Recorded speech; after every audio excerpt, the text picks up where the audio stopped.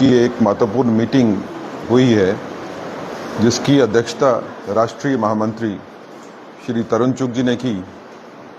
Party का पूरा core group जो है वो शामिल था इस डिस्कशन में। Leader of opposition Sunil Sharma साहब इसमें शामिल नहीं हो सके क्योंकि वो जम्मू कश्मीर में नहीं है, बाहर हैं, कार्यरत हैं। कोर ग्रुप में काफ़ी मुद्दों के ऊपर जो है वो चर्चा हुई। जो इस टाइम जम्मू कश्मीर में पॉलिटिकल सिचुएशन है उसके ऊपर भी चर्चा हुई और आने वाले इलेक्शंस, खासकर राज्यसभा के इलेक्शंस के ऊपर भी बातचीत हुई है।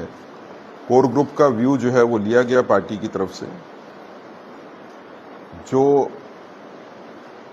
इस इलेक्शन की, राज्यसभा के इलेक्शन की इंपॉर्टेंस को देखते हुए उसमें चर्चा में कुछ विषय जो है वो आए कि आज के काल में किस तरह के व्यक्ति की ज़रूरत है जो राज्यसभा में भारतीय जनता पार्टी की नुमाइंदगी करेंगे। ये सब चर्चा इन मुद्दों पे करने के बाद ये पहली मीटिंग थी पार्टी की। इसके बाद जो है वो आगे भी इसके ऊपर जो है वो चर्चा अगर ज़रूरत पड़ेगी तो की जाएगी। पार्टी ने अपने सारा व्यक्तित्व जो लोगों ने रखा, जो बातें रखी कोर ग्रुप ने, वो सभी बातें जो है वो पार्टी हाईकमांड को जो है वो कन्वे की जाएंगी और उसको ध्यान में रखते हुए आने वाले टाइम पे ये फैसला होगा कि भारतीय जनता पार्टी की तरफ से राज्यसभा में कौन से कैंडिडेट्स जो हैं वो इलेक्शन लड़ेंगे और कितनी सीटों पे हम इलेक्शन लड़ेंगे। तो ये जो आज जो मिशल आपने किया है, कब तक दूसरी मीटिंग होगी, कब तक फाइनल? क्योंकि 6 तारीख से नॉमिनेशन की प्रक्रिया शुरू होगी। देखिए, जब तक तो नॉमिनेशन नहीं होती है तब तक तो कोई फाइनलाइज करने का तो कोई बात भी नहीं है।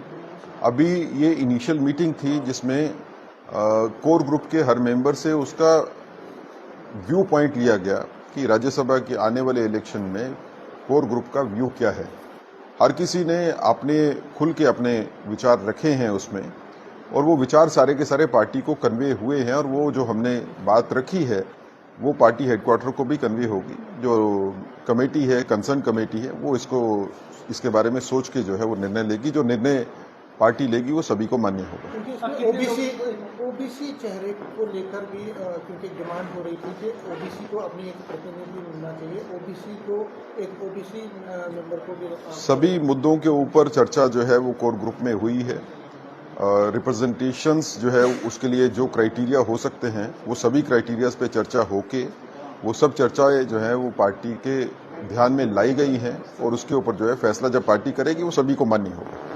कितने लोगों पर चर्चा हुई, कुछ आइडिया आपकी कितने? देखिए, पार्टी ने अभी कोई फैसला नहीं किया है।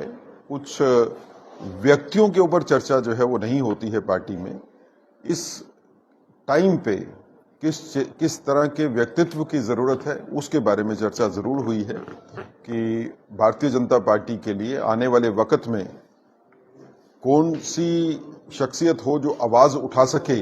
वो आदमी मैटर नहीं करता है, वो क्वालिटीज मैटर करती हैं। उसके ऊपर चर्चा की गई है और आने वाले वक्त में जो मैंडेट जिसको मिलेगा वो भारतीय जनता पार्टी का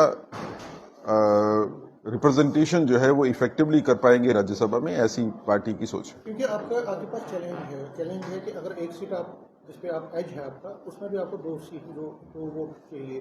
फ्लोर स्ट्रेटेजी पर बात हुई कि किस तरह से पार्टी अगर एक 2 सीटों पे अपनी कंसोलिडेशन करे, शो करे, स्ट्रेंथ करे, तो उसके लिए क्या फ्लोर? भारतीय जनता पार्टी सभी सीटों पे इलेक्शन लड़ेगी।